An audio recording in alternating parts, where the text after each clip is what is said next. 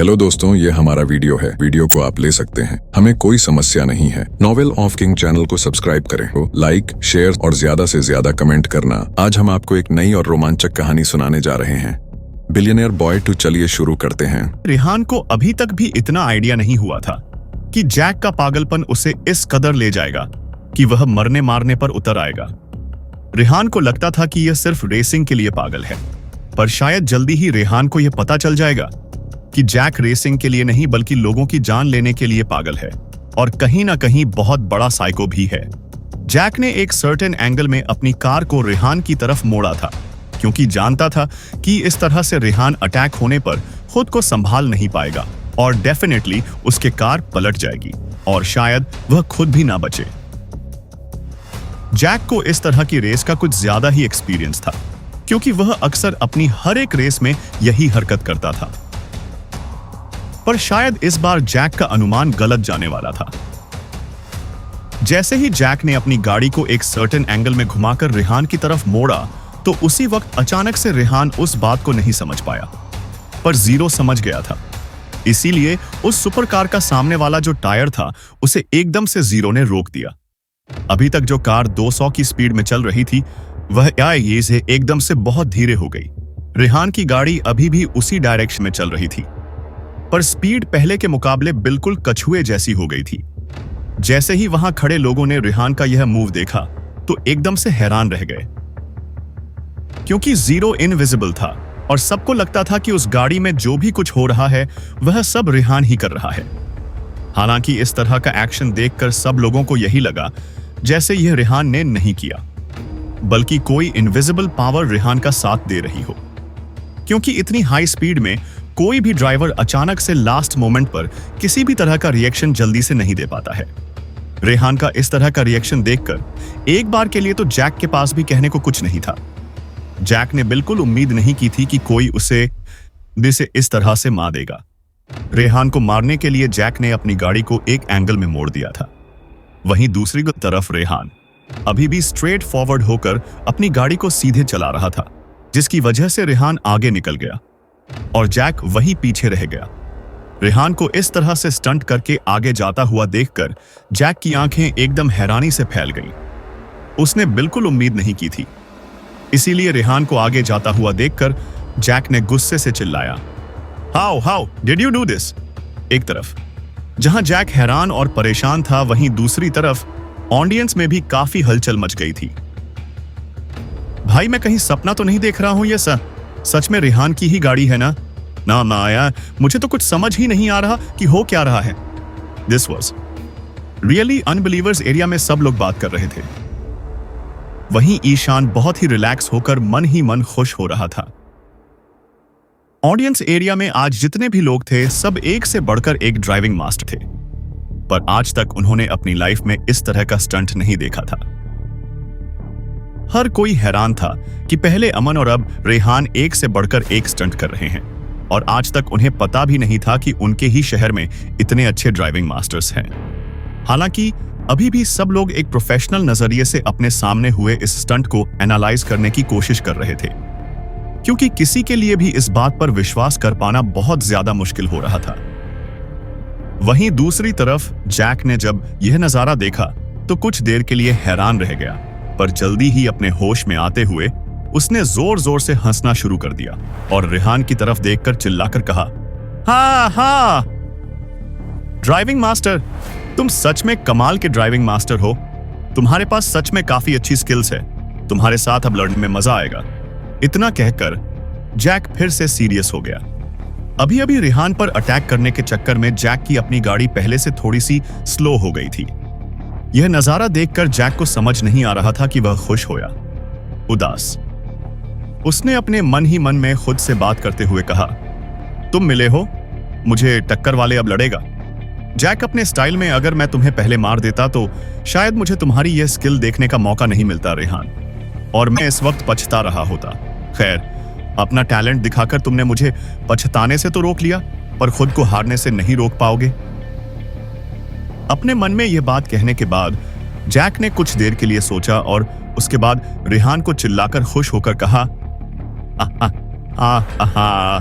तुम्हें ज्यादा खुश होने की जरूरत नहीं है रेहान। मैं जानता हूं मेरा एक अटैक खाली चला गया, इसलिए तुम्हें खुद पर बहुत गर्व महसूस हो रहा होगा पर भूलो मत, मेरा नाम जैक है और मैं कब क्या कर जाऊं किसी को पता नहीं। जितना ज्यादा मैं तुम्हारे पीछे रहूंगा उतना ही ज्यादा आसानी से मैं तुम पर वार कर पाऊंगा। And now show begin. हाँ, इतना कहकर जैक फिर से रेहान पर अटैक करना शुरू कर देता है। अपनी बात कहने के बाद जैक ने एक्सेलरेटर की स्पीड तेज की और रेहान की गाड़ी के पीछे अपनी गाड़ी लगा दी। जैक का पागलपन उसके चेहरे पर साफ नजर आ रहा था। अगर कोई एक बार उसे देख ली तो समझ जाए कि उससे बड़ा पागल इंसान और कोई है ही नहीं। रेहान को आगे बढ़ता हुआ देखकर ऑडियंस एरिया में खड़े सब लोग लगातार रेहान की वाहवाही करने लगे और उसका हौसला बढ़ाने लगे। पर अगले ही कुछ पल बाद चारों तरफ से शांति फैल गई, क्योंकि जैक ने फिर से अपनी कार का nitrogen oxygen accelerator device start कर दिया था। कुछ देर के लिए ही सही, पर जैक के पास रेहान के बराबर पहुंचने के चांसेस बढ़ गए थे। वहीं दूसरी तरफ रेहान, जो पप्पी शोफेट जो अभी तक आगे चल रहा था, उसने अपनी लीग पोजीशन का फायदा उठाते हुए अपना फर्स्ट स्ट्रेट ट्रैक क्रॉस कर लिया था। लॉजिकली अगर देखा जाए तो इस वक्त रेहान की गाड़ी थोड़ी सी धीमी होनी चाहिए थी, पर इस वक्त नजारा कुछ और था। रेहान ने जब देखा कि जैक लगातार उसका पीछा कर रहा है तो उसने अपनी गाड़ी को धीमा नहीं किया और उसे स्पीड के साथ साथ आगे बढ़ता रहा, क्योंकि रेहान किसी भी हाल में जैक को बिना किसी कारण लीव नहीं करने दे सकता था। ऑडियंस एरिया में जितने भी लोग खड़े थे सब लोग अपने अपने एक्सपीरियंस के हिसाब से बातें करने लगे। किसी को लग रहा था कि जैक जानबूझकर रेहान को आगे जाने दे रहा है, तो किसी को लग रहा था कि रेहान अगर इसी तरह 200 की स्पीड से आगे बढ़ता रहा तो हो सकता है कि उसकी गाड़ी पलट जाए। कुछ लोग तो खड़े होकर बस भगवान से दुआ कर रहे थे कि रेहान की जान को कोई खतरा ना हो। हर कोई परेशान था, पर ईशान अपने दोनों हाथों को बांधकर शांति से उस गेम को देख रहा था। उसे देखकर ऐसा लग रहा था कि जैसे उसे इन सब झटकों की आदत सी हो गई हो। जैक लगातार रेहान के पीछे पड़ा हुआ था और हर हाल में रेहान को वहीं फील्ड पर मार देना चाहता था। ऑडियंस एरिया में जितने भी रेसर खड़े थे, हर कोई अपनी अपनी राय दे रहा था। बहुत से लोग घबराए हुए थे, पर ईशान एकदम शांत खड़ा था। उसे देखकर लग रहा था जैसे उस इन सब चीजों की आदत हो गई है। उसने जब देखा कि आसपास के लोग बहुत ज्यादा पैनिक कर रहे हैं तो उसने सबको शांत करवाते हुए कहा, प्लीज आप लोग शांत हो जाए और चिंता मत कीजिए। आप लोग कैसे भूल सकते हैं कि यह वही कार है जिससे अमन ने उस माउंटेन पर रेस की थी। ईशान की बात सुनकर पास में खड़े दूसरे रेसर ने उससे कहा, ईशान, हमें बहुत अच्छे से याद है, पर तुम बोल रहे हो कि उस वक्त अमन इस गाड़ी को ड्राइव कर रहा था, पर इस वक्त रेहान गाड़ी को चला रहे हैं। तुम्हें क्या लगता है, क्या रेहान के पास भी अमन की तरह ही ड्राइविंग स्किल्स होगी? ईशान कुछ बोल पाता, उससे पहले ही दूसरे रेसर ने कहा, ऐसा बिल्कुल नहीं हो सकता, क्योंकि उस दिन हम सब ने अमन की स्किल्स को देखा था और मुझे नहीं लगता ताकि उनकी बराबरी कोई भी कर सकता है।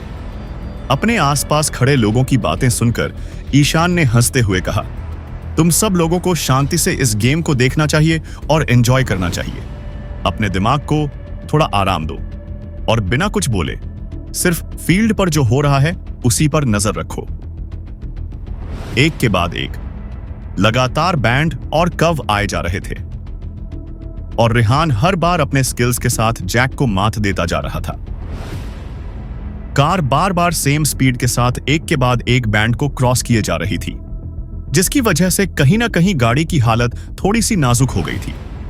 रेहान को अब लग रहा था कि शायद उसे इस बार सेम टेक्निक यूज नहीं करनी चाहिए, वरना गाड़ी पूरी तरह से टूट जाएगी और हो सकता है कि उसकी जान भी चली जाए। पर अगर उसने गाड़ी धीरे की तो भी उसका यही हश्र होने वाला है, क्योंकि जैक लगातार उसके पीछे पड़ा हुआ था और अपनी गाड़ी में इंस्टॉल अलग अलग तरह के उन हथियारों से रेहान पर वार करने का बस मौका ढूंढ रहा था।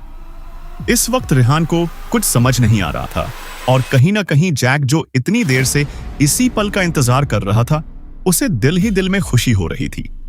पर तभी अचानक कुछ ऐसा हुआ जो रेहान को एकदम से चौंका देने वाला था। रेहान ने अपनी गाड़ी को धीमा किया और जैक को जिसे देखकर जैक एकदम से हैरान रह गया। उसकी आंखें लगभग बाहर आने को थी और हाथ कांप रहे थे।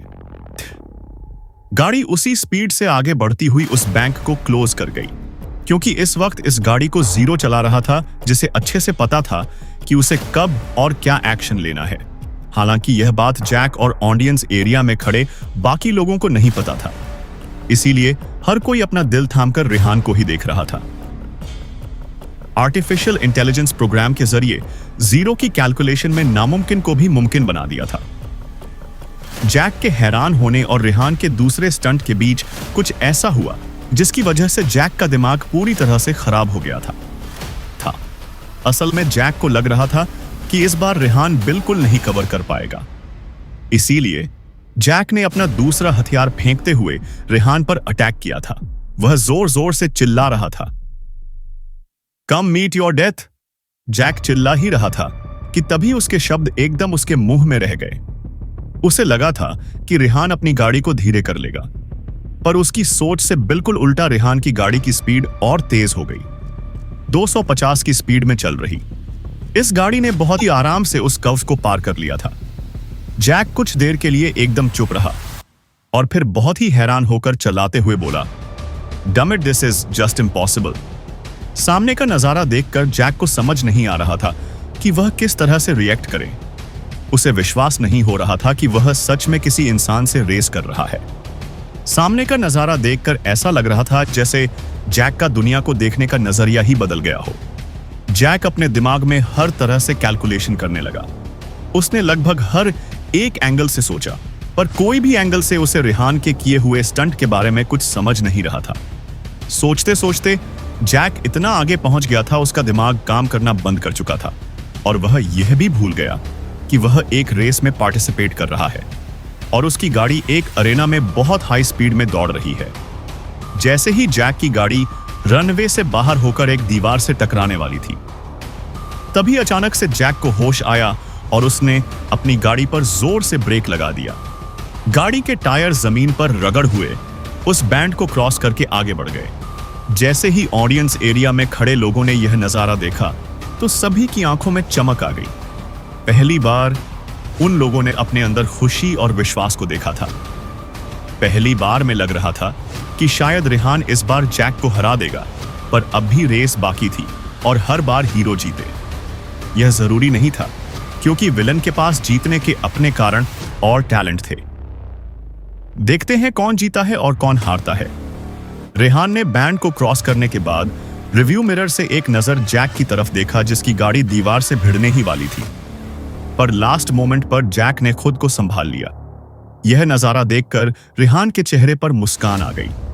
उसने हंसते हुए कहा, मुझे तो लगा था कि तुम मर जाओगे, लेकिन शायद अभी तुम्हारी जिंदगी बाकी है। इतना कहकर रेहान आगे बढ़ गया। 2 बार मिले इन झटकों की वजह से कहीं ना कहीं रेहान और जैक के बीच की दूरी बहुत बढ़ गई थी और इसके साथ साथ नाइट्रोजन ऑक्सीजन एक्सीलेटर डिवाइस का यूज करने की वजह से जैक की गाड़ी का सारा तेल भी खत्म हो गया था और उसकी गाड़ी एकदम धीरे होती चली गई।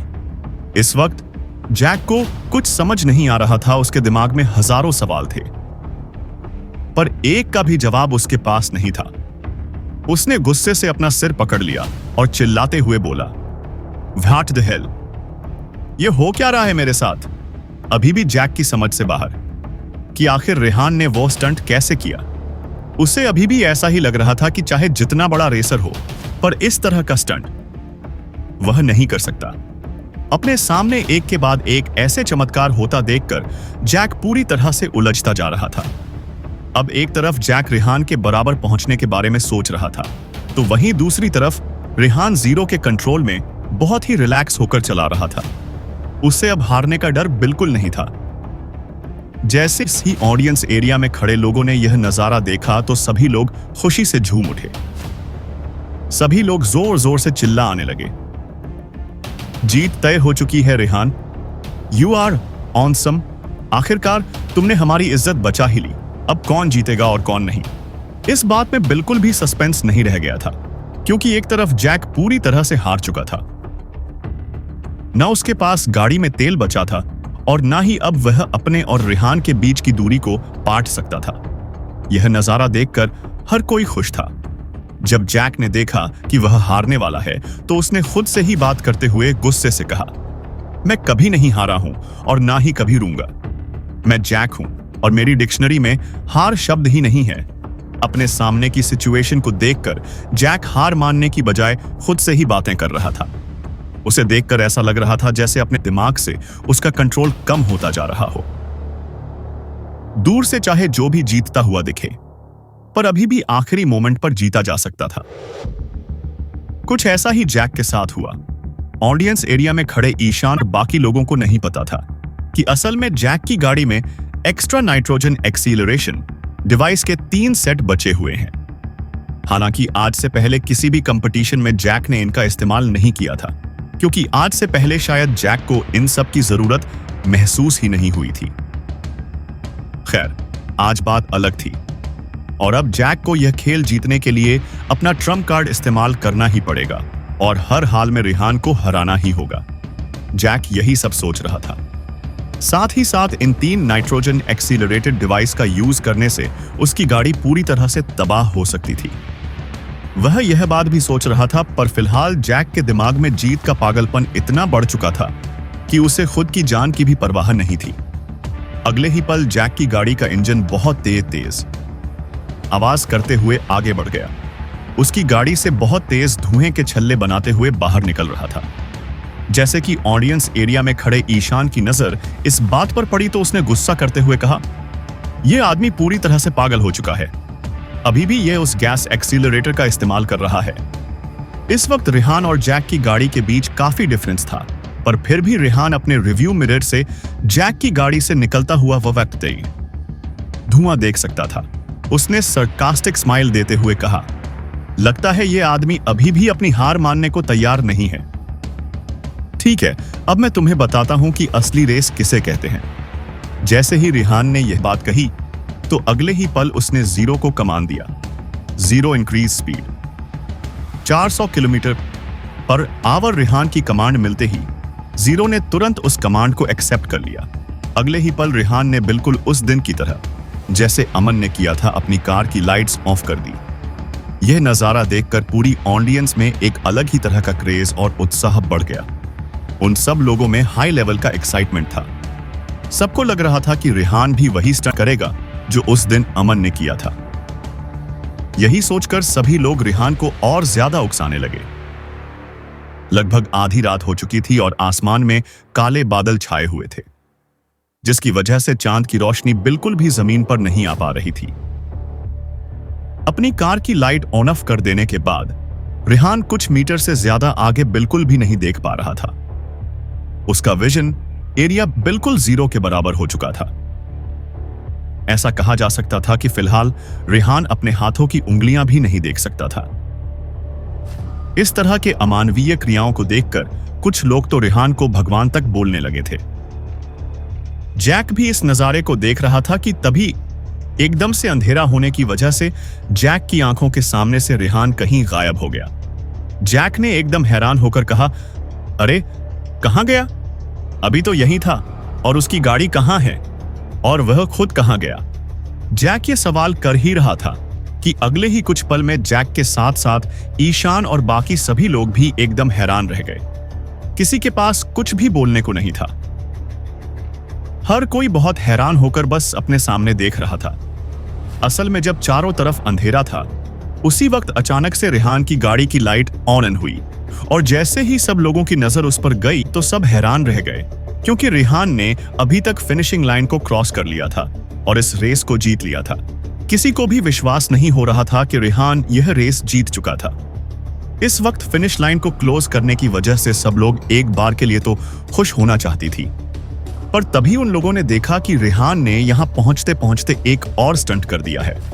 रेहान ने बिना अपनी कार की स्पीड को कम किए गाड़ी को फिनिश लाइन के पार लगा दिया था और अभी भी रेहान गाड़ी उसी स्पीड से चलाए जा रहा था। और यह नजारा वाकई वहां खड़े रहसे को हैरान कर रहा था, क्योंकि कोई भी इंसान ऐसा बिल्कुल नहीं कर सकता था। अचानक से भीड़ में शोर शराबा शुरू हो गया। उन लोगों में बातचीत शुरू हो गई। नहीं, ऐसा नहीं हो सकता। आखिर यहां चल क्या कर रहा है? ईशान, तुमने बताया नहीं था क्या रेहान को कि जैसे ही वह फिनिश लाइन को क्रॉस करेगा तो वह यह गेम जीत जाएगा। ईशान ने कंफ्यूज होते हुए कहा, मैंने रेहान को सब कुछ बताया था।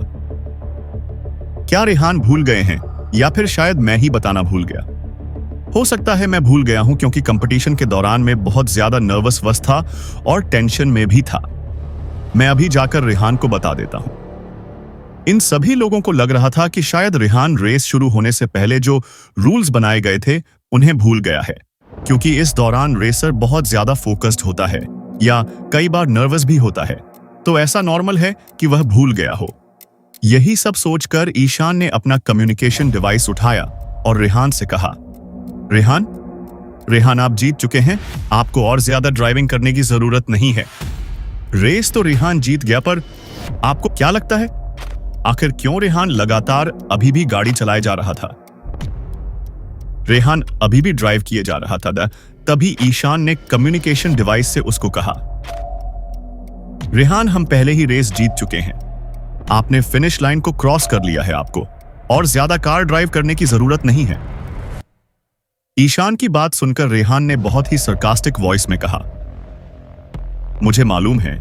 जैसे ही ईशान ने रेहान की बात सुनी तो वह थोड़ा परेशान हो गया। उसे कुछ समझ नहीं आ रहा था कि रेहान क्या करने की कोशिश कर रहा है। ईशान ने थोड़ा कंफ्यूज होते हुए पूछा, अगर आपको पता तो फिर आप क्यों? ईशान इससे ज्यादा कुछ बोल नहीं पाया।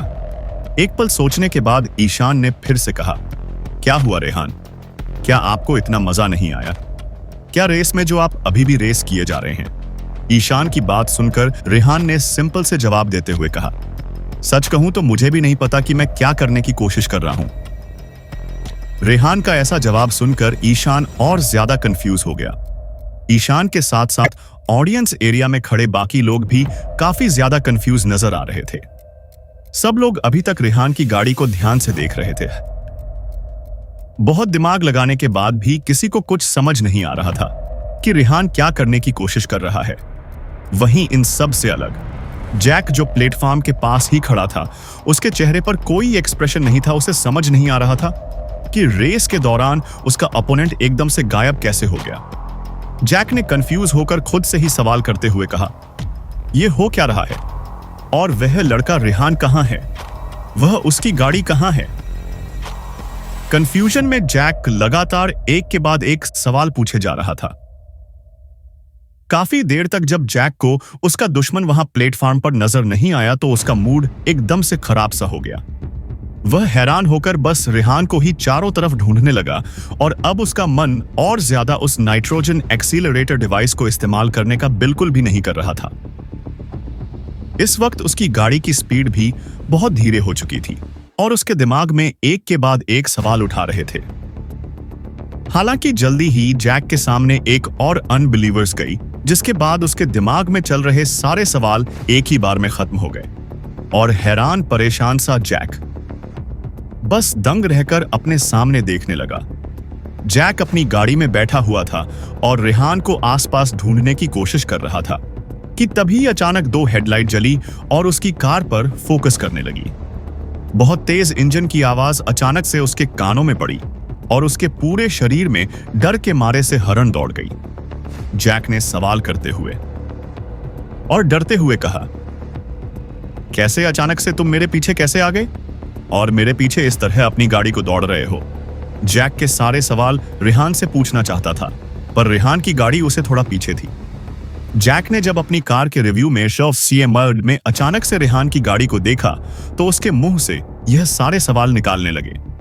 जब से यह रेस शुरू हुई थी तब से रेहान कुछ न कुछ ऐसा कर रहा था जिसकी वजह से बार बार जैक हैरान हो रहा था।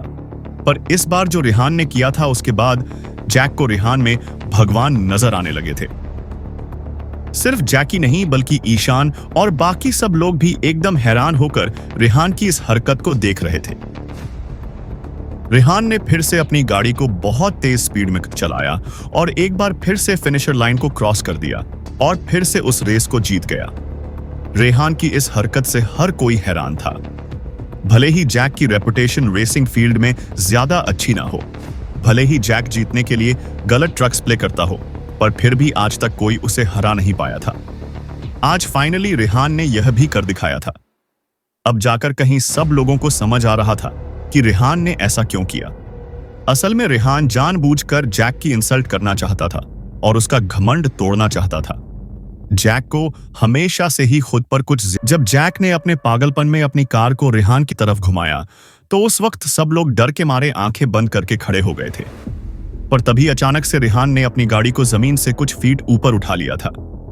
अगर सिंपल भाषा में कहा जाए तो इस वक्त रेहान की गाड़ी हवा में उड़ रही थी। इस तरह का स्टंट देखकर हर कोई एक सेकंड के लिए भी अपनी नजरें ग्राउंड से नहीं हटा रहा था। लोगों का एक्साइटमेंट और हैरानी दोनों बहुत ज्यादा बढ़ चुकी थी। यहां तक कि जैक भी बहुत ही हैरानी के साथ रेहान की गाड़ी को देख रहा था। इस वक्त जैक के एक्सप्रेशन बिल्कुल जीरो थे। अगले ही पल वह एकदम से घबरा गया क्योंकि रेहान की गाड़ी जैक की गाड़ी के रूफ पर आकर टकराई थी। इस वक्त जैक की आंखें एकदम से डल हो चुकी थी और वह बशुक्र अपनी आंखें बंद करने ही वाला था कि तभी रेहान अपनी कार में बैठा हुआ उसके बहुत पास से गुजरा। यह नजारा देखकर जैक को एक बार तो ऐसा लगा जैसे रेहान किसी खतरनाक हथियार से उस पर हमला करने वाला है। जैक डर के मारे अपनी आंखें बंद करके नीचे झुक गया। रेहान आगे की तरफ जमीन पर आ गया। ऑडियंस एरिया में खड़े सभी लोगों ने एक साथ एक ही सवाल रेहान को देखकर उससे पूछा, तुमने यह सब कुछ कैसे किया? ऐसा नहीं था कि ऑडियंस ने इस तरह का नजारा पहले नहीं देखा था, पर यह नजारा उस वक्त बहुत ही अननॉर्मल कंडीशन में होता था। दूर से देखने पर साफ पता चल रहा था कि रेहान की गाड़ी को कोई खास नुकसान नहीं हुआ था। सभी लोग बहुत ही ज्यादा शॉक होकर रेहान को देख रहे थे।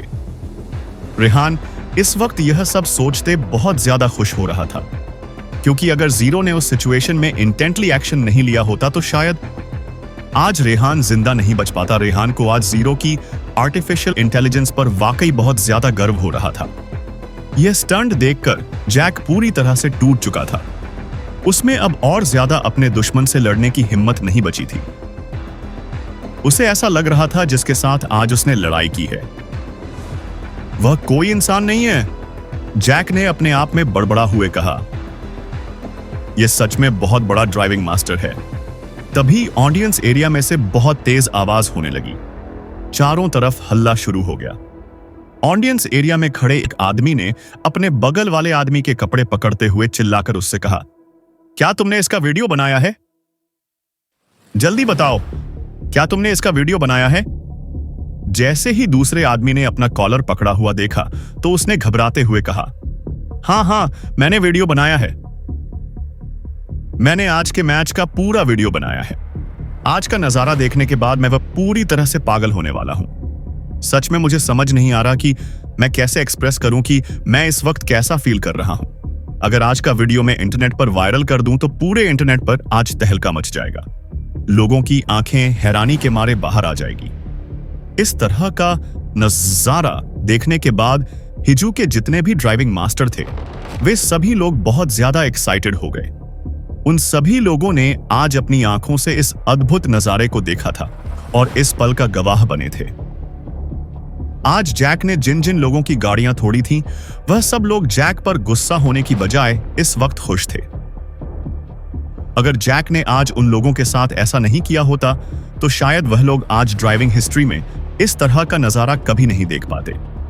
इतना सब करने के बाद रेहान एक हीरो की तरह कार से उतरा और ऑडियंस एरिया की तरफ जाने लगा। जैसे ही ऑडियंस में खड़े लोगों ने यह नजारा देखा तो सभी लोग भागते हुए रेहान के पास आ गए और उसे उठाकर हवा में उछालने लगे। वहीं दूसरी तरफ जैक जब अपनी गाड़ी से बाहर आया तो उसके साथ आए हुए लोग बहुत ही शांति से उसे देख रहे थे और साथ ही साथ सिंपैथी भी दिखा रहे थे। से कुछ देर फिर इसी तरह जश्न मनाने के बाद रेहान नीचे जमीन पर उतर आया और उसके बाद सभी लोगों को अपना हाथ दिखाते हुए शोर न करने के लिए कहा और उसके बाद बहुत ही सरकास्टिक वे में उसने जैक की तरफ देखा जो उससे ज्यादा दूरी पर नहीं खड़ा था। रेहान ने अपनी आवाज तेज करती हुए जैक से कहा, जैक, मैं जीत चुका हूं क्या? अब तुम इस बात को मानने के लिए तैयार हो? रेहान की बात सुनकर जैक कुछ देर के लिए चुप रहा। इस वक्त उसका मुंह इस तरह से बना हुआ था जैसे उसने बहुत ज्यादा वजन उठाया हुआ हो। कुछ पल के बाद जैक ने बहुत ही मुश्किल से रेहान से कहा, मैं अपनी हार मानता हूं। जैसे ही ऑडियंस एरिया में खड़े लोगों ने यह बात सुनी तो उनके एक्सप्रेशन बहुत ही ज्यादा शांत हो गए। उन्हें देखकर ऐसा लग रहा था जैसे वह बहुत टाइम से यह बात सुनने के लिए तरस रहे हो। तभी ईशान ने चिल्लाते हुए और हंसते हुए कहा, हाँ जैक, तुम आज का दिन अपनी पूरी जिंदगी में कभी नहीं भूलोगे। ऑडियंस एरिया में खड़े लोग अलग अलग तरह से जैक को हिदायत दे रहे थे और साथ ही साथ उसका मजाक भी बना रहे थे। कुछ देर बाद रेहान ने सब लोगों को रोक दिया और उसके बाद जैक से बहुत शांति से कहा, अब जब तुमने अपनी हार मान ली है तो रेहान ने इतना कहकर वही अपने शब्द रोक दिए। तभी जैक का मुंह एकदम से बन गया। तभी सब लोग बिना रहम दिखाए लगातार जैक को माफी मांगने के लिए कहने लगे। भले ही आज रेहान जीत गया हो, पर अभी भी जैक का घमंड कम नहीं हुआ था। ऑडियंस एरिया में खड़े सभी लोग लगातार जैक को माफी मांगने के लिए कह रहे थे और बार बार उसकी बेइज्जती भी कर रहे थे। किसी को भी उस पर दया नहीं आ रही थी। वहीं दूसरी तरफ जैक का चेहरा गुस्से से लाल हो गया था। वो कुछ कहता उससे पहले ही उस पर वहां खड़े लोगों ने दबाव बनाना शुरू कर दिया। यहां खड़े लोगों के सामने अपना सिर झुकाना जैक को बिल्कुल बर्दाश्त नहीं था, पर फिर भी उसने समय की नजाकत देखते हुए कहा, आई एम सॉरी, मुझे हिजू के रेसर का इस तरह से मजाक नहीं बनाना चाहिए था। मैं गलत था और मैं अपनी गलती के लिए आप सबसे माफी मांगता हूं। यह शब्द कहते कहते जैक की सारी एनर्जी खत्म हो चुकी थी। उसे देखकर लग रहा था कि जैसे जैक ने पहली बार किसी से माफी मांगी हो। आज जो कुछ भी हुआ वह सब बहुत ज्यादा अजीब था। इस वजह से जैक अभी तक कंफ्यूजन में था। अगर बात किसी और दिन की होती और जैक मैच हार भी जाता तो भी वह अपनी हार कभी नहीं मानता। वह तब तक अपने दुश्मन से लड़ता रहता जब तक उसे मार ना दे। आज का दिन कुछ अलग था। रेहान ने ऐसे ऐसे चमत्कार उसकी आंखों के सामने किए कि वह अभी तक शॉक में था और जल्द से जल्द यहां से निकल जाना चाहता था। जैक के माफी मांगने पर रेहान ने ऑडियंस एरिया में खड़े बाकी रेसर से पूछा, क्या आप सब लोग जैक की मांगी हुई माफी को एक्सेप्ट करते हैं? रेहान का सवाल सुनकर सबसे पहले ईशान ने कहा, सच कहूं तो यह बहुत ही गिरा हुआ इंसान है।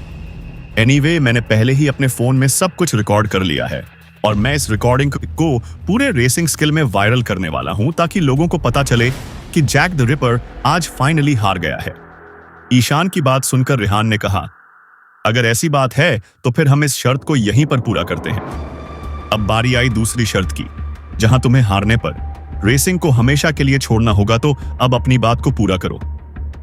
जैसे ही जैक ने रेहान की बात सुनी तो वह एकदम से घबरा गया। उसका पूरा शरीर कांपने लगा। उसने अपनी लड़खड़ा हुई जबान से पूछा, रियली? क्या तुम सच में मुझे हमेशा के लिए रेसिंग से बाहर करना चाहते हो? जैक बिल्कुल भी इस शर्त को पूरा नहीं करना चाहता था, क्योंकि अगर वह ऐसा करता है तो वह अपनी पूरी जिंदगी में कभी रेस नहीं कर पाएगा। ऐसे में जैक कैसे शर्त के लिए हाँ कह सकता था? जैक का सवाल सुनकर ही रेहान ने बहुत ही सीरियस होकर कहा, जैक मैं बहुत ही ईमानदार इंसान और मैं उम्मीद करता हूं कि दूसरे लोग भी मेरे साथ ईमानदार रहे। अब जब हम दोनों ने रेस शुरू होने से पहले इस तरह की शर्त लगाई थी तो अब हमें यह शर्त पूरी करनी होगी। ऐसा नहीं था कि रेहान बिना कारण ऐसा कर रहा था या फिर वह बहुत ही ज्यादा क्रूर था, पर इसमें सारी गलती जैक की थी। अगर रेहान जैक की जगह होता तो वह कभी भी ऐसी शर्त नहीं लगाता। रेहान की बात सुनकर जैक ने बहुत ही डरते हुए कहा, नहीं, मैं रेसिंग नहीं छोड़ सकता। यह शर्त बहुत ही ज्यादा बड़ी है और मैं इतनी बड़ी कीमत नहीं चुका सकता। जैक की बात सुनकर रेहान ने हंसते हुए कहा, टू मच रियली? जब तुम मेरी बंदी पर शर्त लगा रहे थे तब तुम्हें यह ख्याल नहीं आया? तुम्हारे दिमाग में जो घटिया ख्याल चल रहे थे तब तुमने खुद से क्यों नहीं कहा कि यह बहुत ज्यादा हो रहा है और अब तुम्हें अपनी ही कही हुई बातें मानने में दिक्कत हो रही है? रेहान की बात सुनकर जैक ने गिड़गिड़ा हुए कहा, ये दोनों बातें एक जैसी नहीं हैं। मैं तो बस उस लड़की के साथ इतना कहकर बीच में जैक चुप हो गया। तभी ईशान ने चिल्लाते हुए कहा, रेहान, इस आदमी की बातों पर विश्वास मत करना। यह सब कुछ एक नाटक है और कुछ नहीं। ये आदमी लड़कियों के साथ बहुत गलत बिहेव करता है और उन्हें पूरी तरह टॉर्चर करता है। आप विश्वास नहीं करेंगे, पर यह इतना घटिया इंसान है कि यह तो मर्दों को भी नहीं छोड़ता। जैसे ही सब लोगों ने ईशान की आखिरी लाइन सुनी तो एकदम हैरान रह गए और मुंह बनाते हुए बोले, यह इतना घटिया इंसान है। वहीं दूसरी तरफ रेहान को इस वक्त जैक की किसी भी बात पर बिल्कुल विश्वास नहीं हो रहा था और ना ही उस पर दया आ रही थी, क्योंकि मैच शुरू होने से पहले जैक का एटीट्यूड वाकई बहुत ज्यादा घटिया था। और मैच शुरू होने से पहले जैक की आंखों में सिर्फ क्रूरता और लड़कियों को लेकर हवस भरी हुई थी। और यह इतना घटिया है कि उस वक्त इसने अपनी नजरों से यह सब छुपाने की कोशिश भी नहीं की। कोई बेवकूफ इंसान ही होगा जो इस वक्त इसकी झूठी नौटंकी देखकर उस पर विश्वास कर लेगा। यही सब सोचकर रेहान ने बहुत ही सीरियस होते हुए कहा, बस अब और कुछ कहने की जरूरत नहीं है। जैक, तुमने मेरे साथ खुद पहले शर्त लगाई थी, इसीलिए अब तुम आज रात अपना यह वादा पूरा करके ही यहां से जाओगे। रेहान की बात में बहुत ज्यादा सीरियसनेस थी, इसीलिए जैक ने घबराते हुए कहा, नहीं, तुम मेरे साथ ऐसा नहीं कर सकते हो। मुझे अभी भी रेसिंग करनी है और मैं अपनी ड्रीम रेसिंग कंपटीशन में भाग लेना चाहता हूं। इतना कहकर जैक अपने कदम पीछे लेने लगा। तभी ऑडियंस में खड़े एक रेसर ने कहा, तुम्हें डरने की जरूरत नहीं है।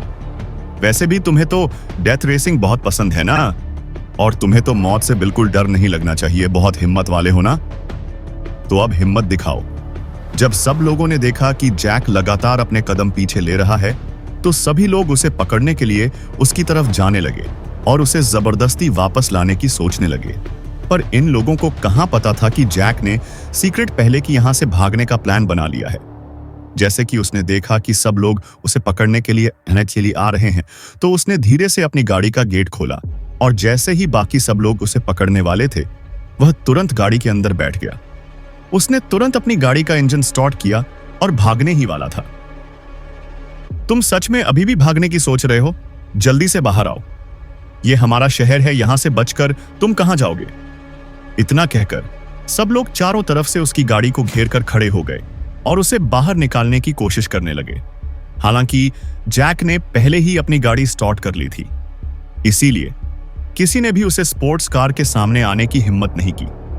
सभी लोग जल्दी से साइड में हट गए, क्योंकि कोई भी उस गाड़ी के नीचे आकर मरना नहीं चाहता था।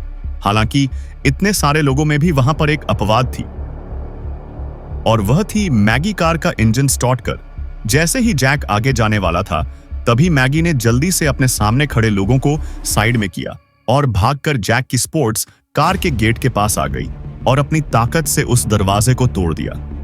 उसे देखकर ऐसा लग रहा था जैसे उसने अपनी ताकत का सिर्फ एक पर इस्तेमाल किया हो। मैगी ने अपनी ताकत से उस पूरे मेटल डोर को कागज की तरह मरोड़ कर फेंक दिया था। एक हाथ से उसने दरवाजा तोड़ा और दूसरे हाथ से उसने जैक की गर्दन को पकड़ लिया और झटके से जैक को गाड़ी से नीचे उतारकर फेंक दिया।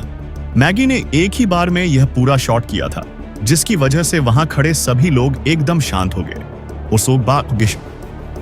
सभी लोग बहुत ही हैरानी के साथ मैगी को देखने लगे।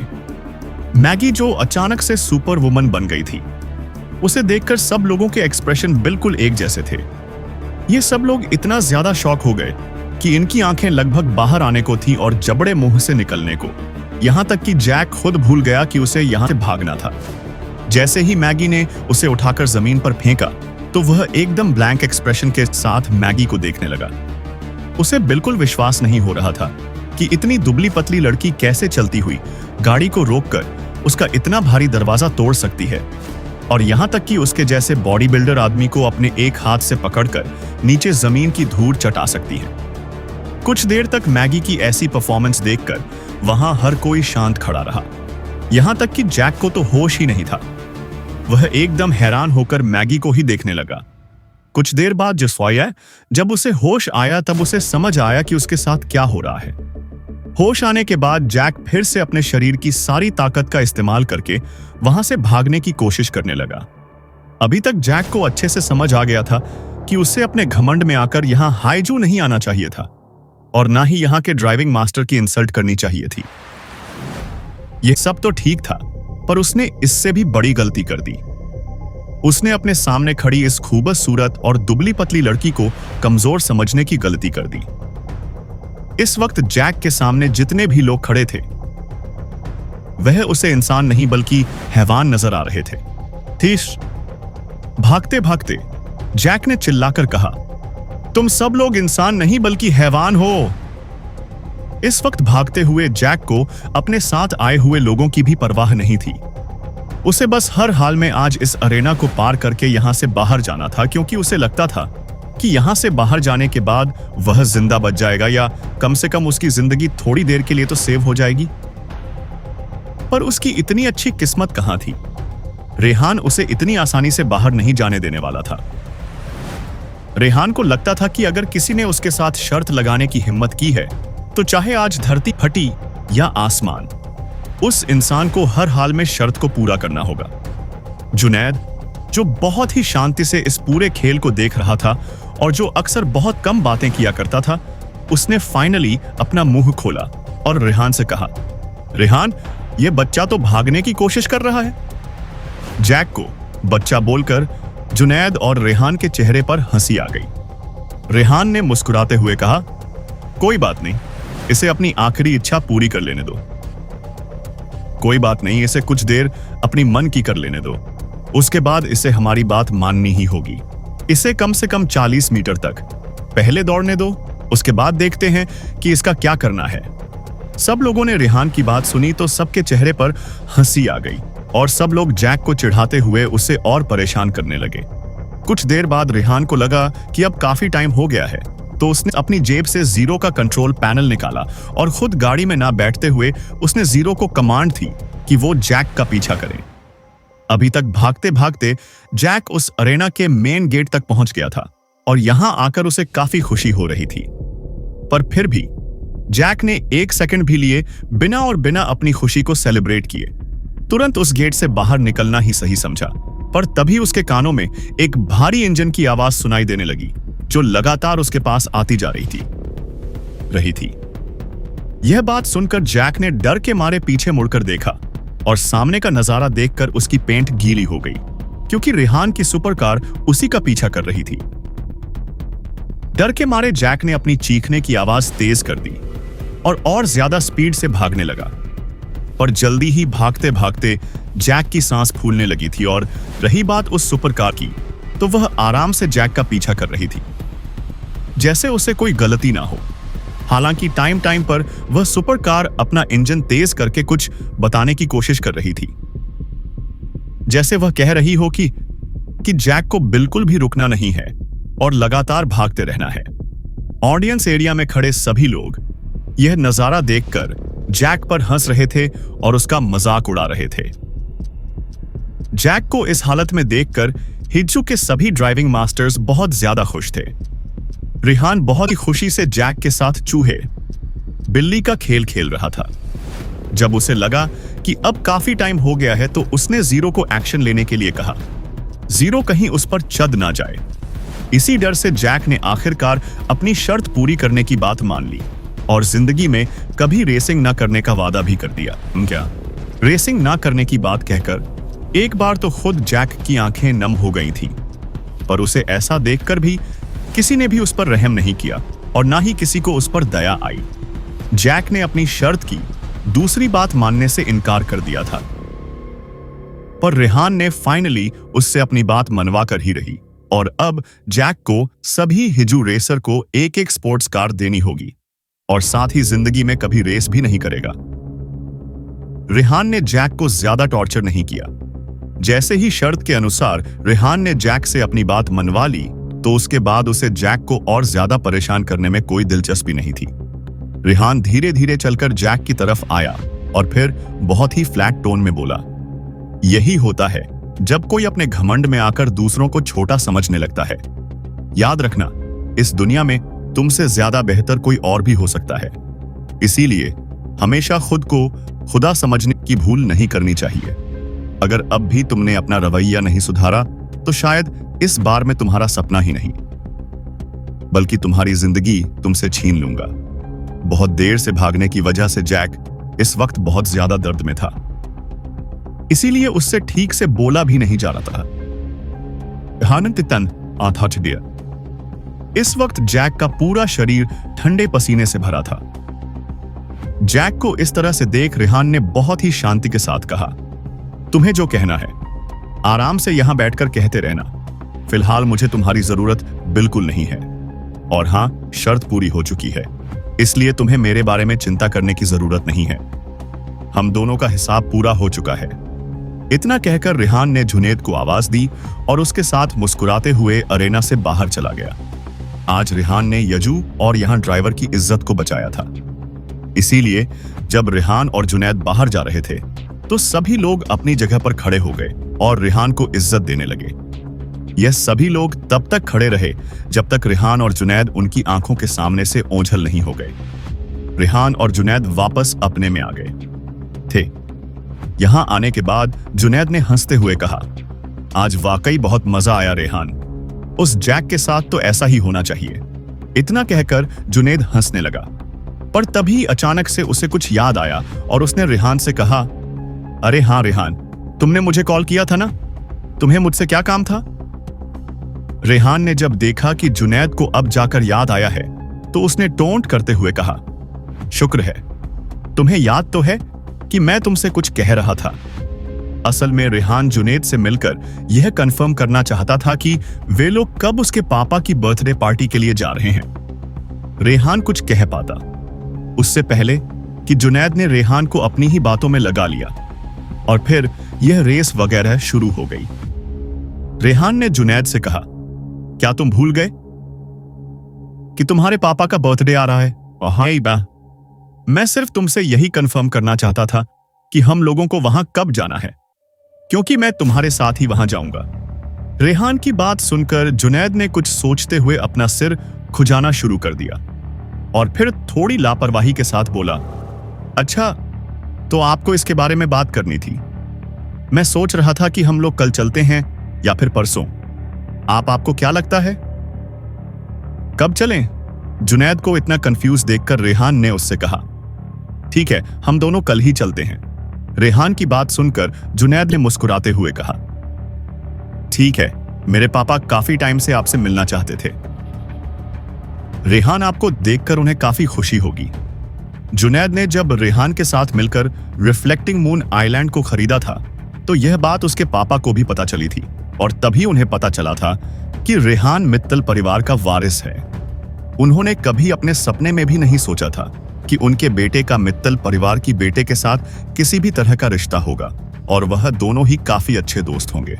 खान साहब तो सोचने लगे थे कि एक बार जब रेहान पूरे मित्तल परिवार के सारे बिजनेस को अपने हाथ में ले लेगा तब जुनैद का भी बहुत ज्यादा नाम हो जाएगा और उन्हें भी फ्यूचर में खूब पहचान मिलने लगेगी। भले ही खान परिवार और गुप्ता परिवार बहुत फेमस हो, पर उनका पूरा नाम सिर्फ हिजू में ही था, जबकि रेहान सिर्फ अपने देश में नहीं बल्कि पूरी दुनिया में फेमस था। इसीलिए कल को जुनैद भी रेहान के साथ साथ उसका राइट हैंड बनकर खान परिवार को देश के बाहर भी खूब नाम और शोहरत दिलवाए। वहीं दूसरी तरफ रेहान ने जुनैद के सामने चंदन की लकड़ी से बना एक छोटा सा बक्सा खोलते हुए उसे दिखाकर जुनैद से कहा, तुम्हारे पापा की बर्थडे पार्टी के लिए मैंने एक तोहफा तैयार किया है, तुम देखकर बताओ तुम्हें कैसा लगा? तुम्हें क्या लगता है, क्या तुम्हारे पापा को यह तोहफा पसंद आएगा? जैसे ही जुनैद ने अपने सामने जैद स्टोन से बनी एक कीमती नटराज की मूर्ति देखी तो एक बार के लिए जुनैद एकदम दंग रह गया। जुनैद खुद बहुत सारे लग्जरी आइटम्स खरीदता रहता था और अपने पापा को गिफ्ट करता रहता था, पर आज जो गिफ्ट था वह वाकई बहुत ज्यादा नायाब था। जुनैद ने हैरान होकर कहा, वाह, इतनी खूबसूरत मूर्ति, वह भी जेड स्टोन से बनी हुई। इस वक्त जुनैद बहुत ही हैरानी के साथ उस मूर्ति को देख रहा था। जुनैद की बात सुनकर रेहान ने उसे जवाब देते हुए कहा, हाँ, यह ग्रीन माउंटेन जेड स्टोन से बनी हुई मूर्ति है जो मैं पिछले महीने ही लेकर आया था। मैंने एक शिल्पकार से इसकी शिल्प काला है। रेहान का दिया हुआ इतना महंगा तोहफा देखकर जुनैद ने भी हैरान होते हुए कहा, नोवे रेहान, आप ग्रीन माउंटेन जेड स्टोन को कैसे किसी को तोहफे में दे सकते हैं? क्या आप जानते हैं इसकी कीमत क्या है? जुनैद भी जानता था कि जेड स्टोन बहुत ही कीमती होते हैं, खास करके ग्रीन माउंटेन जेड स्टोन। वैसे तो आजकल इनका मिलना बहुत ज्यादा मुश्किल है, और अगर मिल भी जाए तो इनकी कीमत करोड़ों अरबों में होती है। बहुत मुश्किल से जेडस्टोन की इस ग्रेड का टुकड़ा मिलता है। रेहान तो बहुत ज्यादा किस्मत वाला था जो उसे ग्रीन माउंटेन जेडस्टोन का इतना बड़ा टुकड़ा मिला था। और उससे भी बड़ी बात यह थी कि रेहान बहुत ही बड़े दिल वाला था, जो इतनी कीमती और महंगे जेडस्टोन को किसी को तोहफे में देने की बात कर रहा था।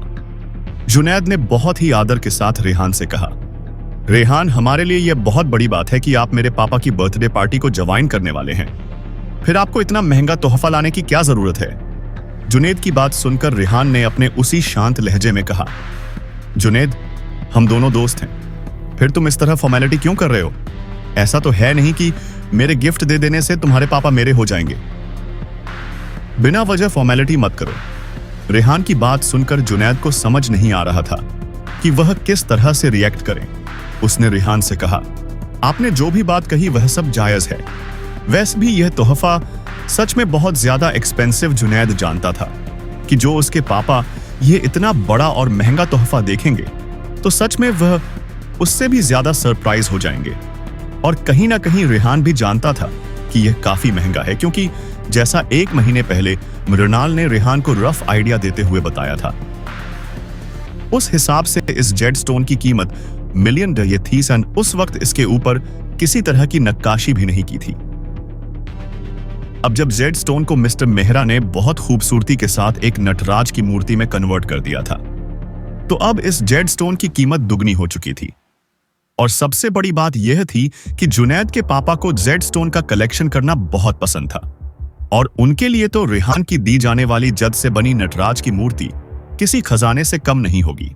इसीलिए जुनैद अभी से अंदाजा लगा सकता था कि उसके पापा का रिएक्शन कैसा होने वाला है।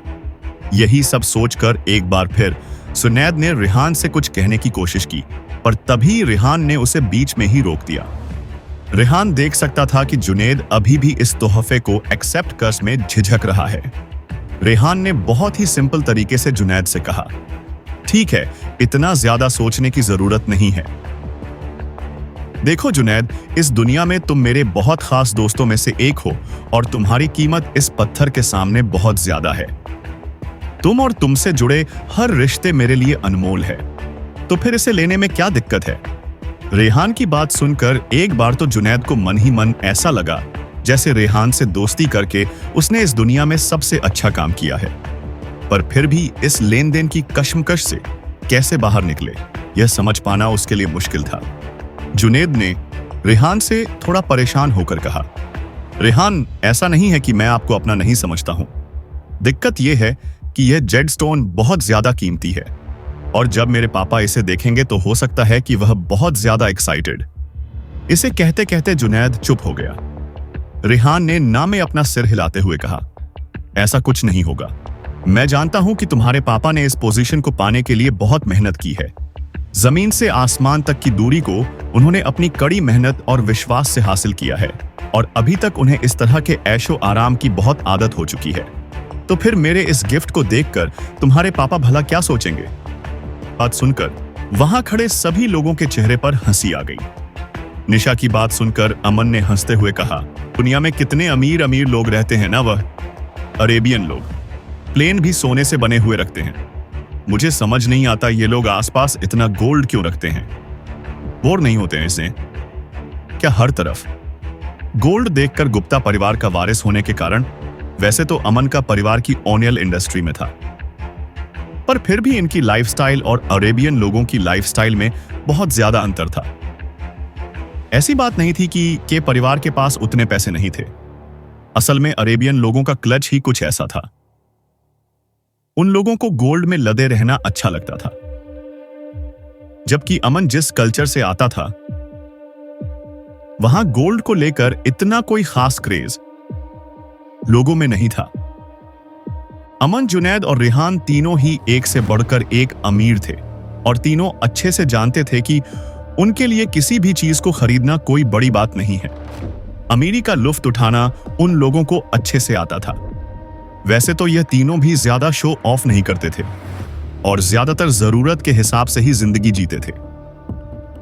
पर जो लोग जानते थे कि यह तीनों अमीर परिवार से हैं, उन लोगों के लिए तो इन लोगों की हर छोटी बातें एक्स्ट्रावैगेंट होती थी। अगर बात जुनैद की जाए तो उसे हमेशा एक अकेला बेटा होते हुए भी अपने माँ बाप के साथ ना रहना ज्यादा पसंद था। जुनैद हमेशा एक एडवेंचरस लाइफ जीना चाहता था और खुद को अपने पापा की प्रॉपर्टी और बिजनेस में ज्यादा बिजी नहीं रखना चाहता था। जब तक निशा उसकी जिंदगी में नहीं आई थी, तब तक जुनैद काफी ज्यादा बेफिक्र और लापरवाह था। हालांकि उसके आने के बाद उसमें काफी हद तक सुधार आ गया था और निशा के साथ रहते रहते जुनैद काफी हद तक जिम्मेदार भी बन गया था। और सबसे बड़ी बात जो वह मानता था वो यह थी कि रेहान की वजह से ही लोग रिफ्लेक्टिंग मून आइलैंड खरीद पाए थे और उसकी वजह से ही जुनैद अपना खुद का बिजनेस शुरू कर पा रहा था। अगर बात अमन की जाए तो वह कभी भी वापस अपने फैमिली में नहीं लौटना चाहता था और ना ही अपने बाकी भाइयों से पावर और प्रॉपर्टी के लिए लड़ना चाहता था। उसने अपने कदम पीछे ले लिए और यहाँ हाईजू में आ गया और यहाँ आकर अच्छे से मस्ती से अपनी लाइफ जीने लगा और अपने इसी बिजनेस को और ज्यादा आगे बढ़ाने लगा। और रही बात रेहान की, तो उसने कभी इन सब के बारे में ज्यादा सोचा ही नहीं था। जैसे ही रेहान ने अपना टेस्ट पास किया तो उसके बाद उसे समझ आ गया था कि जिंदगी में पैसे और प्रॉपर्टी की क्या अहमियत है। कुछ सालों में रेहान का टेस्ट पूरा हो गया तो उसके बाद उसने कभी भी वापस अपने परिवार में लौटने की बिल्कुल नहीं सोची। रेहान अब अपने ही कजन के साथ प्रॉपर्टी और पैसों की लड़ाई नहीं लड़ना चाहता था। इसीलिए वह दिल्ली से मुंबई आ गया था ताकि अपना खुद का बिजनेस कर सके और इसे आगे बढ़ा सके। वैसे तो रेहान भी जानता था कि अगर उसने अपने परिवार के पूरे बिजनेस को कंट्रोल कर लिया तो इसका साफ साफ मतलब था कि पूरी दुनिया उसके कदमों में आ जाएगी। पर शायद कुछ लोगों को कई बार इतनी पावर और पैसे की तलब नहीं होती है। इसीलिए रेहान ने भी इन सब चीजों को ठुकराकर अपने हिस्से में आई प्रॉपर्टी से अपना बिजनेस करना सही समझा।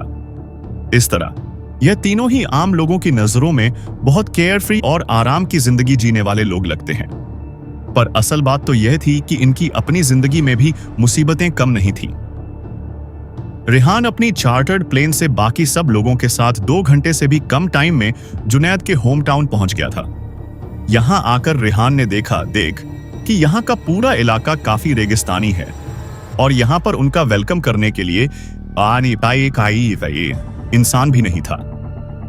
यह सब कुछ अमन भी देख रहा था, उससे रहा नहीं गया। इसलिए उसने तुरंत जुनैद से कंफ्यूज होते हुए पूछा, जुनैद, क्या तुम सच में अपने परिवार के इकलौते बेटे हो? इतने बड़े परिवार के बेटे को लेने के लिए यहां पर एक इंसान भी क्यों नहीं आया? अमन का सवाल सुनकर जुनैद थोड़ा अजीब महसूस करने लगा। उसने बात को पलटते हुए कहा, पापा की बर्थडे पार्टी में बहुत सारे गेस्ट आ रहे हैं। शायद इसीलिए घर के बाकी सब लोग वहीं पर बिजी होंगे और उन लोगों को पता है कि मुझे इस तरह का अटेंशन और फालतू का दिखावा पसंद नहीं है। जब भी मैं यहां आता हूं तो मुझे शांति और सुकून से घर जाना पसंद होता है। अमन और जुनैद की बात सुनकर रेहान ने नॉर्मल टोन में कहा, कोई बात नहीं, वैसे भी अगर कोई हमें यहां पर लेने नहीं आया है तो हम और भी ज्यादा फ्री हो गए हैं। अब हम लोग आराम से अपनी मनमर्जी से जुनैद के घर तक जा सकते हैं। एक काम करते हैं, मेरे प्राइवेट प्लेन में मेरी कार है, उसी को ड्राइव करके ले जाते हैं रेहान के। इतना कहते ही मैगी ने उस प्लेन से रेहान की सुपर ऑफ व्हीकल कार को तुरंत ही प्लेन से बाहर निकाल लिया। उस गाड़ी को देखकर ईशानी ने एक्साइटेड होकर कहा, वाओ रेहान, आपकी प्राइवेट प्लेन वाकई बहुत ज्यादा अच्छी है। आपको पता है, जब पहले मुझे कभी भी शहर से दूर कहीं कार कंपटीशन के लिए जाना होता था तो मुझे अपनी कार और बाकी एक्सेसरीज को ले जाने के लिए काफी हाई रेंट पर ट्रांसपोर्ट किराए पर लेना पड़ता था, जबकि आपके इस प्राइवेट प्लेन में ऐसी कोई दिक्कत नहीं है। वाकई ये सब कुछ बहुत ज्यादा कंफर्टेबल है। ईशानी की बात सुनकर अमन ने ईशानी से कहा, क्या तुम सच कह रही हो? जितना मुझे याद है, जब प्रियांश यजू में मुझसे कंपटीशन करने के लिए आया था तो वो खुद का प्राइवेट प्लेन लेकर आया था। क्या उसका प्राइवेट प्लेन रेहान के प्राइवेट प्लेन से अलग था? अमन बस ईशानी को परेशान करने की कोशिश कर रहा था। हालांकि अमन ईशानी को लेकर बहुत ज्यादा सीरियस था और बिल्कुल नहीं चाहता था कि कोई भी उसके और ईशानी के बीच में आए। इसीलिए एक बार प्रियांश के यहां से हार कर जाने के बाद यमन उसके बारे में हर एक इंक्वायरी करवा रहा था और उसके पीछे अपने आदमियों को छोड़ रखा था ताकि प्रियांश वापस इन लोगों की जिंदगी में आकर उन्हें परेशान करने की कोशिश ना करे। हालांकि इस बारे में अमन के अलावा इस वक्त किसी को नहीं पता था। अमन की बात सुनकर ईशानी ने मुंह बनाते हुए कहा, क्या तुम उस प्रियांश के प्राइवेट प्लेन की बात कर रहे हो? उसने तो एक modified second hand cargo plane खरीदा था जो शॉर्ट डिस्टेंस के लिए चलाने के लिए बेहतर था। हालांकि उस कार्गो प्लेन को लेकर ज्यादा दूर तक का सफर करना अपने आप में एक टॉर्चर था। हा। जैसे ही अमन ने ईशानी की बात सुनी तो वह जोर जोर से हंसने लगा। पता नहीं उसे किस बात की खुशी हो रही थी। हालांकि अमन को इस तरह हंसता हुआ देखकर ईशानी ने चिढ़ते हुए कहा, तुम्हें किस बात पर वो इतनी ज्यादा हंसी आ रही है? भूलो मत, तुम्हारे खुद के पास तो किसी भी तरह का प्राइवेट प्लेन नहीं है और तुम फिर भी मुझ पर इस तरह से हंस रहे हो। ईशानी की बात सुनकर अमन का मुंह एकदम से बन गया। उसने तुरंत बात घुमाते हुए कहा, हाँ, वो मैं बस एक प्राइवेट प्लेन खरीदने की वाला था, पर लास्ट में मैंने अपने सारे पैसे मिलाकर उस आइलैंड को खरीद लिया। मेरे पास जब मेरे पैसे वापस आ जाएंगे तो मैं भी रेहान की तरह एक अच्छा सा प्राइवेट प्लेन खरीद लूंगा। इस वक्त अमन को थोड़ा अपने आप में कमतर महसूस हो रहा था। अमन ने तुरंत ईशानी को वादा किया कि वह जल्दी ही अपना खुद का एक प्राइवेट प्लेन खरीद लेगा और फिर ईशानी के साथ पूरी दुनिया घूमेगा।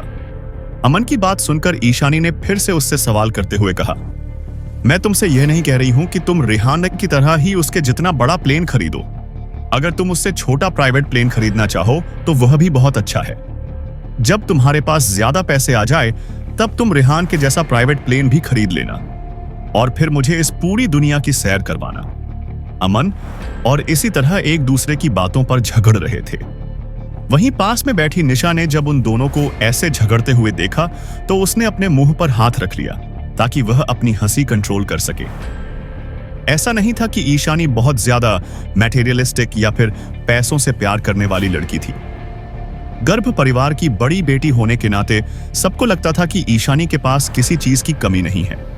इस बात से कोई फर्क नहीं पड़ता कि अमन कितना पावरफुल है और वह ईशानी को एक प्राइवेट प्लेन खरीद कर दे सकता है या नहीं, तो इतने बड़े परिवार की बेटी है, उसके पास तो सब कुछ होगा ही। खूबसूरत है, अमीर है और फिर काफी स्ट्रेट फॉरवर्ड भी है। लोगों की नजरों में तो ईशानी एक 24 कैरेट प्योर गोल्ड है जिसे लोग अपनी इंस्पिरेशन मानते हैं और उसकी जैसी जिंदगी जीना चाहते हैं। हालांकि इतने बड़े परिवार की बेटी होने के बावजूद भी ईशानी जब से बड़ी हुई थी उसने कुछ खास फायदा नहीं उठाया था। अपने इस नाम और शोहरत का अभी तक मैगी ही अपने बॉस के लिए बॉडीगार्ड और ड्राइवर दोनों का काम करती थी, पर इस शहर की सड़कों से मैगी ज्यादा फैमिलियर नहीं थी। इसीलिए जुनेद के रिक्वेस्ट करने पर मैगी ने गाड़ी जुनेद को ड्राइव करने दी। जुनेद, मैगी, अमन, ईशानी और बाकी सभी लोग लगभग एक ही उम्र के थे और इन सभी का रिश्ता भी अभी तक काफी अच्छा हो चुका था। इसीलिए इन लोगों को एक दूसरे से फॉर्मेलिटी करने की जरूरत नहीं पड़ती थी और ना ही रूल रेगुलेशन को बीच में लाने की जरूरत पड़ती थी। इसीलिए इतने अमीर होते हुए भी जुनैद ने खुद गाड़ी ड्राइव की और वैसे भी अमन और जुनैद की नजरों में मैगी कोई नौकर नहीं थी, बल्कि ये दोनों तो रेहान से ज्यादा मैगी को समझ गए थे और इस बात को भी समझ गए थे कि रेहान की नजरों में मैगी की कितनी ज्यादा अहमियत है। शायद रेहान खुद नहीं समझ पा रहा था कि मैगी उसके लिए कितनी ज्यादा जरूरी है और उसकी जिंदगी का कितना बड़ा हिस्सा बन चुकी है। रेहान कभी भी मैगी को नौकर की तरह या बॉडीगार्ड की तरह ट्रीट नहीं करता था। वह दिल ही दिल में मैगी को एक अलग ही जगह दे चुका था। भले ही कियारा और रेहान का रिश्ता दिलों का था और काफी करीबी था, पर फिर भी मैगी आज भी रेहान के लिए कियारा से ज्यादा अहम थी। पूरे रास्ते जुनैद और बाकी सब लोग बातें करते हुए और हंसते हुए जा रहे थे और लगभग 1 घंटे बाद जुनैद ने कुछ दूरी पर एक महल जैसे घर की तरफ इशारा करते हुए कहा, वो सामने वाला घर मेरा है। खान परिवार का नाम पूरे शहर में बहुत बड़ा था, इसीलिए इन लोगों का घर भी वाकई बहुत सुंदर और आलीशान था। शायद पूरे शहर में इतना आलीशान और बड़ा घर किसी का नहीं था। अगर देखा जाए तो लोग शहर के किसी भी कोने से इस आलीशान पहाड़ के जितने बड़े घर को आराम से देख सकते थे। बातों ही बातों में जुनैद ने बताया कि इनका यह महल जैसा घर एक 100 एकड़ जमीन से भी ज्यादा में फैला हुआ है और लगभग आसपास की सारी पहाड़ियों को घेरे हुए हैं। यहां पर सिर्फ लोग ही नहीं रहते थे, बल्कि इस आलीशान मैन में एक प्राइवेट जू भी था और इस जू में बहुत ही रेयर किस्म के एनिमल्स थे। यह वाकई एक्स्ट्रा वेगन लेवल का आलीशान महल था। अगर अमन को छोड़ दे, जो एक बार पहले भी यहां आ चुका है, इस बार जुनैद के साथ आए हुए सभी लोग पहली बार ही यहां आ रहे थे। यहां तक कि जुनैद की गर्लफ्रेंड निशा भी पहली बार जुनैद के होम टाउन आई थी। इतने आलीशान घर को देखकर ईशानी ने खुश होते हुए कहा, वाओ जुनैद, आपका घर तो बहुत बड़ा है और आपका घर मेरे घर से ज्यादा अच्छा है। जैसे ही यह लोग घर के एंट्रेंस गेट पर पहुंचे तो वहां की सजावट को देखकर काफी ज्यादा इंप्रेस हो गए। ईशानी की बात सुनकर जुनैद ने मुस्कुराते हुए कहा, एक्चुअली मेरा घर उतना भी बड़ा नहीं है। रेहान अपने लिए जो घर बनवा रहे हैं वह इससे ज्यादा बड़ा होने वाला है। जुनैद की बात सुनकर ईशानी ने रेहान से पूछा, अच्छा ऐसी बात है, क्या रेहान आपका घर कहां पर बन रहा है? ईशानी की बात सुनकर रेहान ने जवाब में कहा, असल में रिफ्लेक्टिंग मून आइलैंड के पास ही एक छोटा आइलैंड है, वहीं पर मैं एक मैना बनवा रहा हूं। अभी वह डेवलप स्टेज में है, इसीलिए लास्ट टाइम जब तुम वहां गई थी तो उसे देख नहीं पाई थी। मैं रिफ्लेक्टिंग मून आइलैंड के पास जो छोटा सा आइलैंड का टुकड़ा था, जिसे रेहान ने हिमालयन नाम दिया था, वह अब रेहान की पर्सनल प्रॉपर्टी बन चुका था और जैसा अनन्या ने बताया था वहां पर कुछ और डेवलप नहीं हो सकता था। इसलिए रेहान ने वहां पर अपना एक आलीशान घर बनवाने का सोचा, जहां वह अपनी गर्लफ्रेंड के साथ रहेगा। रेहान जहां पर अपना घर बनाने वाला था वह जगह काफी ज्यादा एकड़ में फैली हुई थी। इसीलिए जुनैद ने कहा कि उसका घर तो रेहान के घर के सामने कुछ भी नहीं है। जुनैद का घर लगभग 100 एकड़ से भी ज्यादा में फैला हुआ था, जबकि जहां रेहान घर बना रहा है वह आइलैंड कुछ 1000 एकड़ में फैला हुआ है। इसीलिए जुनैद ने कहा था कि रेहान का घर ज्यादा बड़ा है। रेहान की बात सुनकर ईशानी ने फिर से कहा, हाँ, पर हम सिर्फ एरिया के बारे में ही बात नहीं कर सकते ना। आपके घर में जो डेकोरेशन हुई है उसका तो कोई मुकाबला ही नहीं है। मुझे तो लगता है कि यह डिजाइन बनाने और इंटीरियर करने में बहुत ज्यादा मेहनत लगी होगी। राइट, घर के अंदर मैन गेट में एंटर होने के बाद सभी लोगों को काफी खूबसूरत डेकोरेशन देखने को मिल रहा था। पूरे रास्ते इन लोगों ने सिर्फ बड़े बड़े पेड़ और पहाड़ ही देखे थे, क्योंकि यह शहर साउथ की तरफ ज्यादा पड़ता था, इसीलिए यहां पर हरियाली बहुत ज्यादा थी। यहां पूरे साल एनवायरनमेंट बहुत ज्यादा उमस भरा रहता है, इसीलिए यहां पर चारों तरफ अलग अलग तरह के फूल देखने को मिल सकते थे।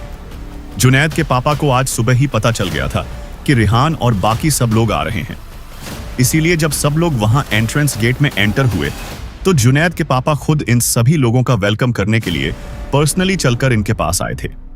जुनैद के पापा का नाम फरहाद जफर खान था और उनकी उम्र 60 से ज्यादा थी। उन्होंने अपनी पूरी उम्र अपने इस साम्राज्य को खड़ा करने में लगा दी थी और इसके लिए उन्होंने बहुत ज्यादा मेहनत की थी। अपने 36-38 साल की उम्र में आकर उन्हें एक बेटा हुआ, जिसका नाम उन्होंने जुनैद रखा था। वैसे तो जो बच्चे बहुत ज्यादा लाड़ प्यार से पाले जाते हैं वे कम ही समझदार और सक्सेसफुल हो पाते हैं, पर जुनैद ऐसा नहीं था।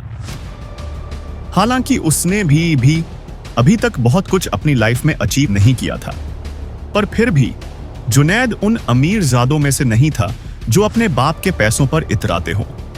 इतने लाड़ प्यार से पलने के बाद भी जुनैद ने अपनी जिम्मेदारियों को समझा और सक्सेसफुल होने के रास्ते पर निकल पड़ा। और फिर फरहाद को भी अपने बेटे से बहुत कुछ नहीं चाहिए था। वह बस यही चाहते थे कि जुनैद उनका बिजनेस अच्छे से संभाल ले और उसे नई ऊंचाइयों तक अपनी मेहनत और डेडिकेशन से आगे लेकर जाए। फरहाद जो रेहान और बाकी सब लोगों का वेलकम करने के लिए खुद आए थे और अपने साथ एक नौकर को भी लेकर आए थे। इस वक्त थोड़ा सा नर्वस फील कर रहे थे।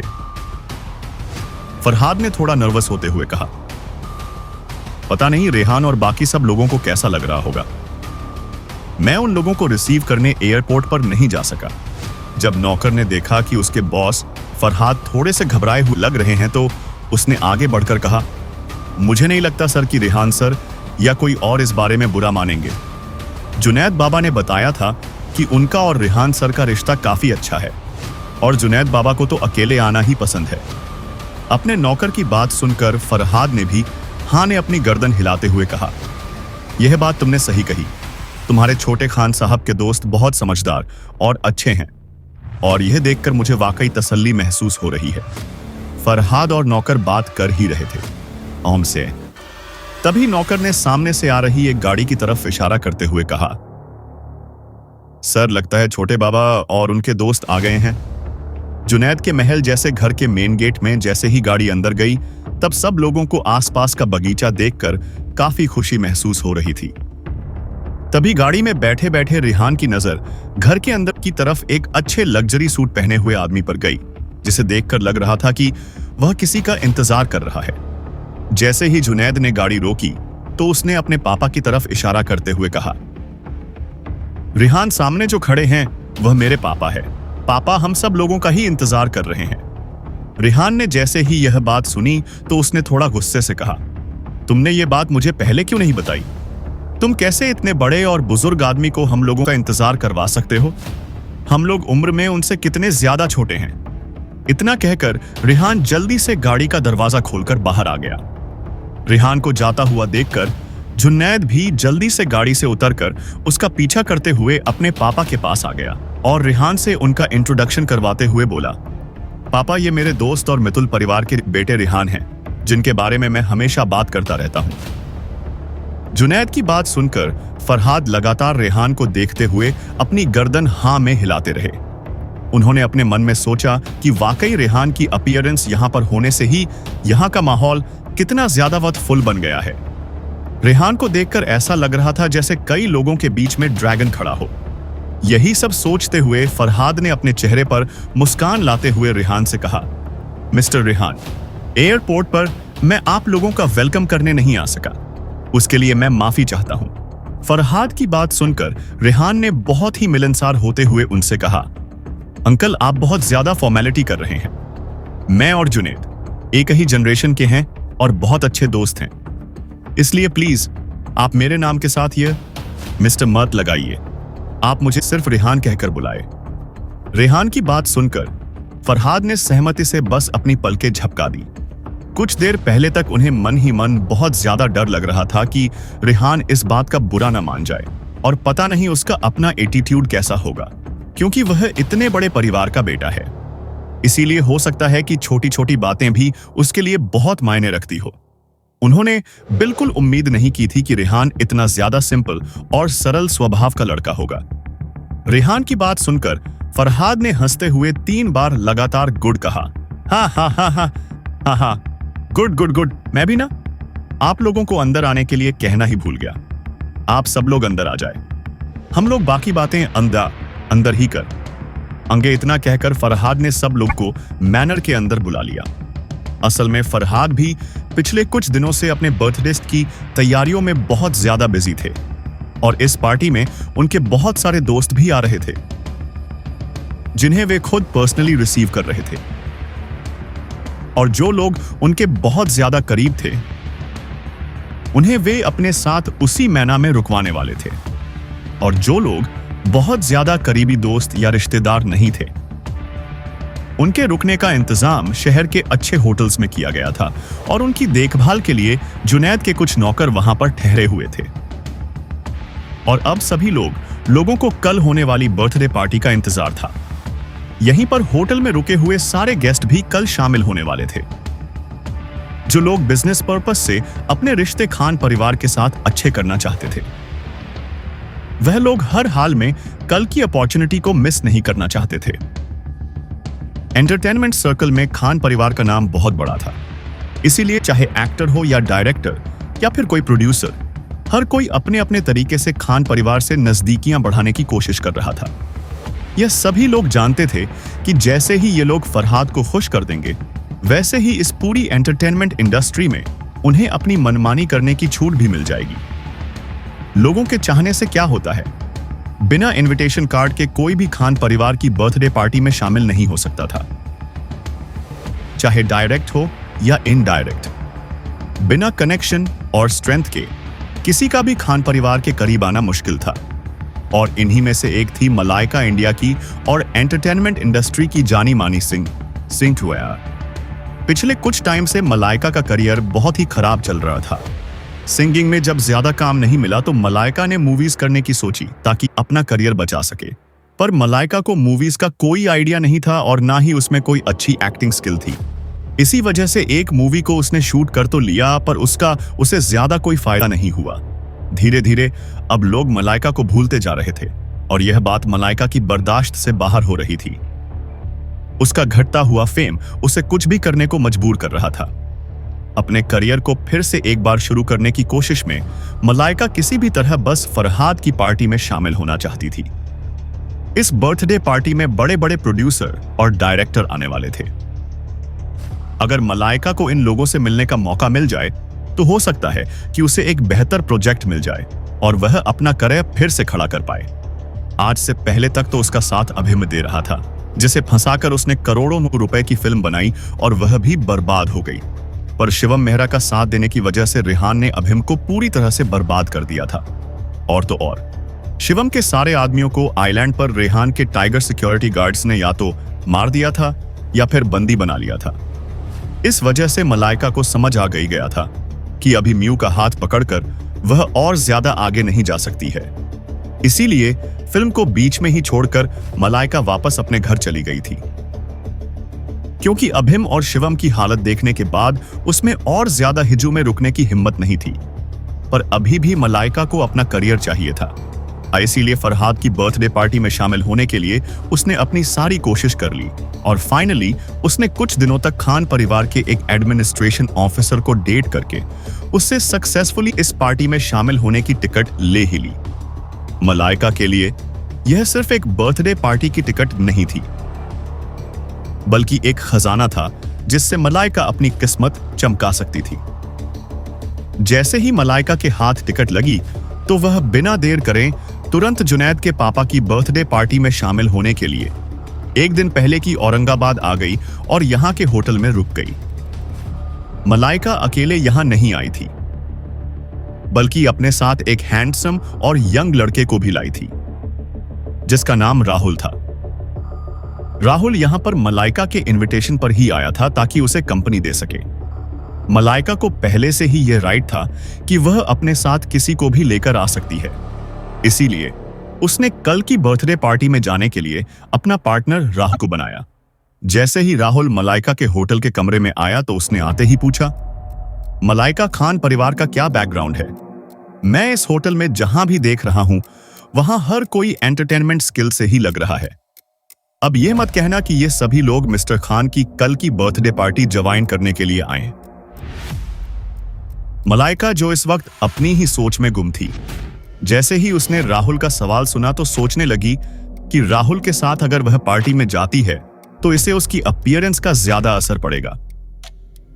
आफ्टर ऑल, राहुल एक यंग और हैंडसम लड़का का था, पर फिलहाल मलाइका को राहुल का इस तरह से बार बार सवाल करना और बचकानी हरकत करना बिल्कुल अच्छा नहीं लग रहा था।